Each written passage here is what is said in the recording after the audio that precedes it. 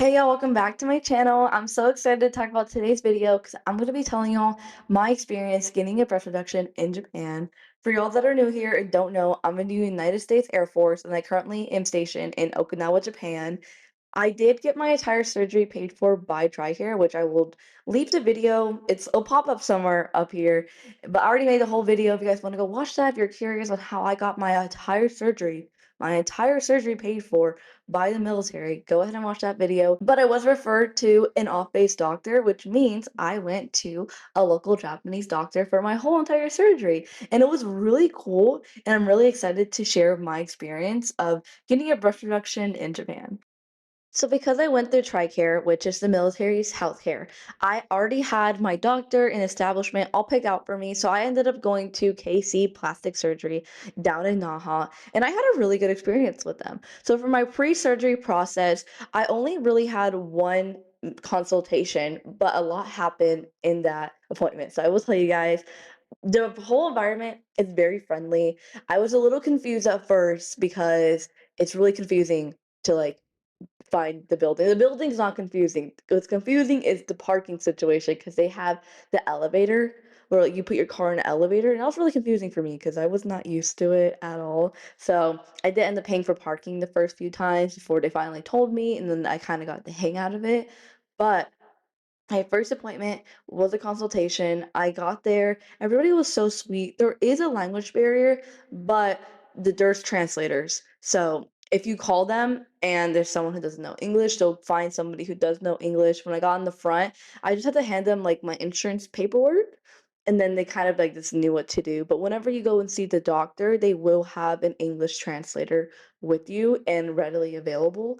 But I feel like the doctor himself knew enough English to understand what I wanted, and they were very open and they listened to me and they heard what I wanted, and then they would show me. They went very in depth. It was really cool. And for a consultation, they already tried to schedule my surgery. And I was like, whoa, I can't do it yet. Which you guys will know if you go watch my video on how I got the military to pay for everything. You'll understand why I needed to wait a bit. But it was really nice. And I only had one more appointment. I guess it is an appointment after that. And that was just to get my blood drawn. They're testing to see if you're anemic, and I may or may not passed out when they drew my blood. That was my first time passing out, like, really ever, and it was also a really surreal experience. I was not expecting to do it, and I really think I scared all of them, so I'm so sorry if you're watching this.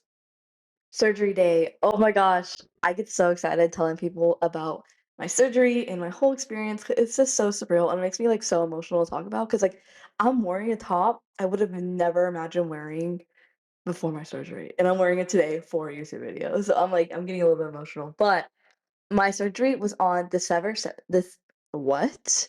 December 7th. 2024. It was on a Saturday, and boy was I nervous. I did make a video preparing for my surgery, like getting my room ready. If you guys want to go watch that video as well, I do have I think I have like 3 videos out about my breast reduction surgery. Could be wrong. This may be my third video. I just know I have videos out if you guys are interested in watching them. But I was really nervous. It was at 8 AM, so I think I got there about 30 minutes early before they were even open. I did not know they opened at 8. So I was there super early, but the staff were so nice. They ended up coming in about 10 minutes before and they're like, "Oh, wait, wait." And then they all call you like Isabel-san. Like people in Japan, they'll say san after your name. I think it's a sign of respect. I'm pretty sure it's a sign of respect, but it's just really funny because like Isabel-san, Isabel-san.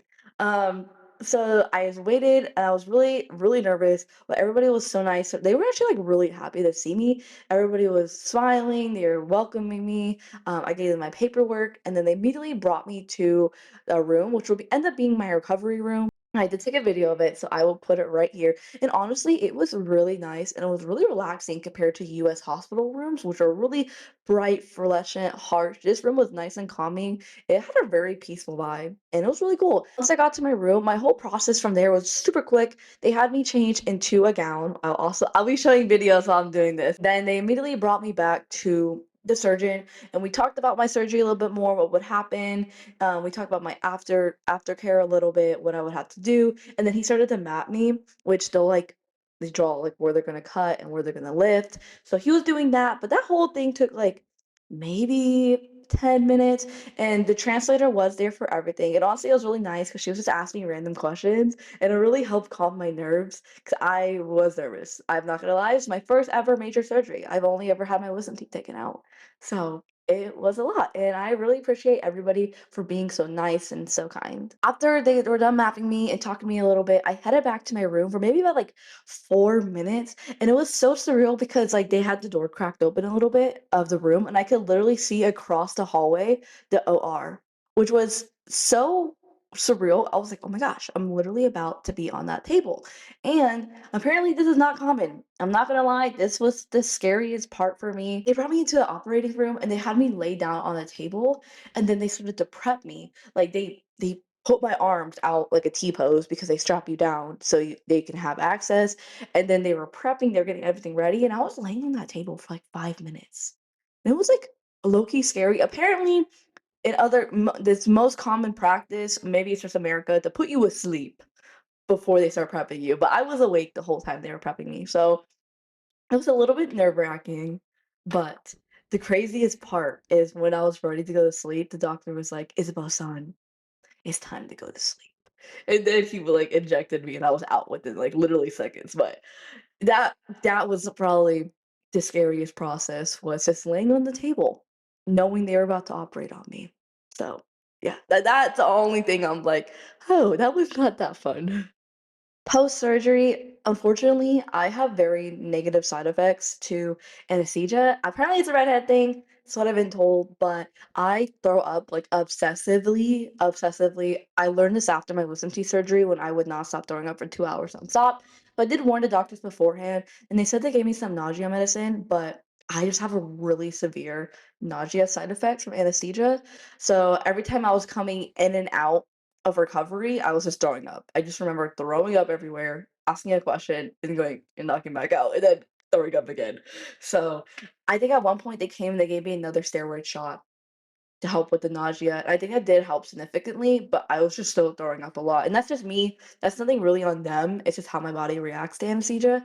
But in terms of recovery and everything. It was like super smooth. They gave me a bunch of gauze and they told Estrada, the person taking care of me, all my aftercare, what I needed to do, and then they sent me home later that day. Unfortunately, I did end up throwing up all through the night, but I was pretty drugged up. I did not feel pain until like the next morning, and I was in so much pain. I will have to talk about like the first month of recovery because it is rough. Like, recovering from a breast reduction is very rough. It's not fun, but I'm really thankful I had a lot of people on my side and I had so much time off from the military, from my job, so I can recover properly. That's a whole other story, which I have talked about and I will talk about more. But I went the next day and then they just took out my drains. I didn't even know I had drains. It wasn't the typical drains that like are drain here, then you have a little bag. It was just like a little tube to help run liquids out into my gauze. And they took it out the next day. I didn't even know I had tubes until they took them out. And it hurt. That hurt a lot, I will admit. And then I still had my stitches. They wanna take out my stitches to the following Sunday, so a week later. In between that week where I had my stitches in, I could not get my area wet, so I would literally have to, like, put a trash bag over me to make sure my bra didn't get wet, and it would still get wet, but you just don't want it to be soaked, so I would immediately have to go change after the shower, which is really hard. I really recommend having someone to help you after the surgery because it's rough changing. But after they took my stitches out, I was free to start showering regularly again, which I still recommend someone helping you because you cannot lift your arms at all. Overall, I had a really pleasant experience at Casey Plastic Surgery. The staff was very friendly, very nice. If I could recommend one piece of advice for everybody, it is to get the Apple Translator app. I'm pretty sure it already comes with our phones, and I use this anytime I venture off base, whenever I'm traveling around Japan. This is not specific for this, but it's very helpful. You have this setting where you could do English and you could type in what you want and it'll translate it to Japanese. And I actually use it quite often just to make sure where I got my point across. So if I felt like I needed it, I would show it to them, which was very helpful. It's honestly really helpful in general when you're in Japan. But yeah, honestly, the staff was really nice. I felt like I could speak my mind and they would listen to what I wanted. I felt very heard. And overall, like, I'm really happy with the experience. I was very nervous going to a Japanese doctor with the language barrier and everything, but I really love my results. It honestly has changed my life having this surgery, and if I had to do it all again, I would do it in a heartbeat because that's how much it has impacted me. Okay, y'all, thank you so much for watching this video. I really enjoy making these videos. I really like helping people and informing them. So if there's any videos that you guys want me to make, it could be military related, it could be in my 20s related, it could be living in Japan, it could be breast reduction related, anything you guys want, I will make it. I love making these videos. I plan on making more breast reduction videos. So if you guys are interested in that, go ahead and hit the subscribe button and turn off the notifications so you get notified every time I post a video.